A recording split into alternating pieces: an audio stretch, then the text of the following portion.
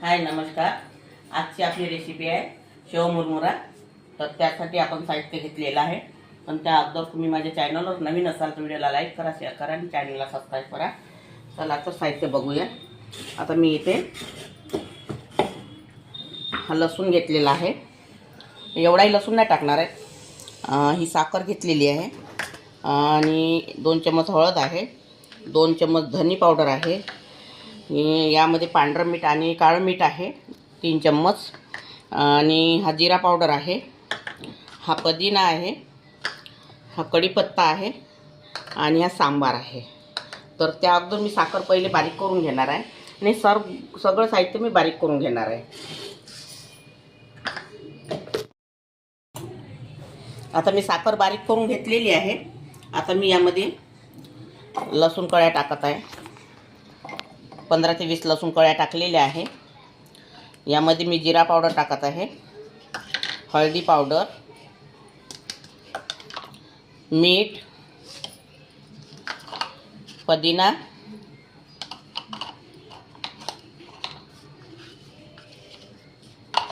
जिरा powder, कढीपत्ता,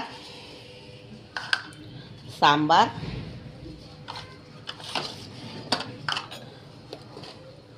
हे सगळं साहित्य मी बारीक करून घेणार आहे, मिक्सरला लावून घेणार आहे। आणि यामध्ये लाल मिरची पावडर टाकणार आहे, 3 चम्मच लाल मिरची पावडर टाकलेला आहे। आता हे सगळं मी बारीक करून घेणार आहे।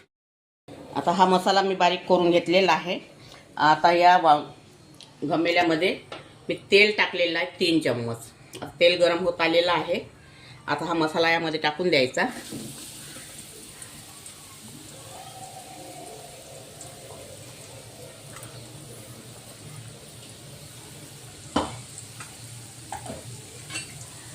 मसाला छान होऊ द्यायचा।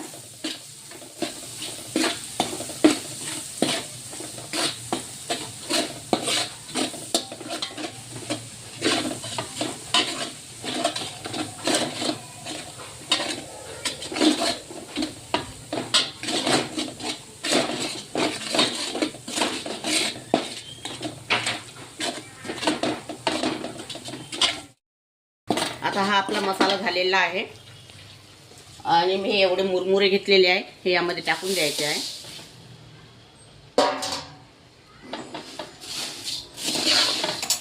आणि याला छान परत करून घ्यायचे। कोणी भाजून घेत असते मुरमुऱ्याला, पण याच्यात पण कडक येते हे मुरमुरे। आता हे मसाल्यातले आपले मुरमुरे झाले आहेत तयार, छान मसाल्यामध्ये मिळलेले आहे मुरमुरे। आणि आता हे शेव आहे, एवढे बाहेरून विकत आणलेले, हे टाकायचे यामध्ये। आणि हे शेव मी घरी बनवलेले आहे। आणि साखर,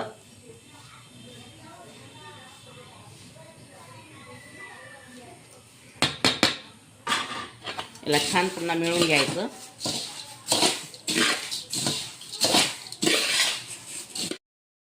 आपला शेव मुरमुरा तयार झालेला आहे। अगर तुम्हाला माझी रेसिपी आवडली असेल तर व्हिडिओला लाईक करा, शेअर करा आणि चॅनलला सबस्क्राईब करा। व्हिडिओ बघितल्याबद्दल धन्यवाद।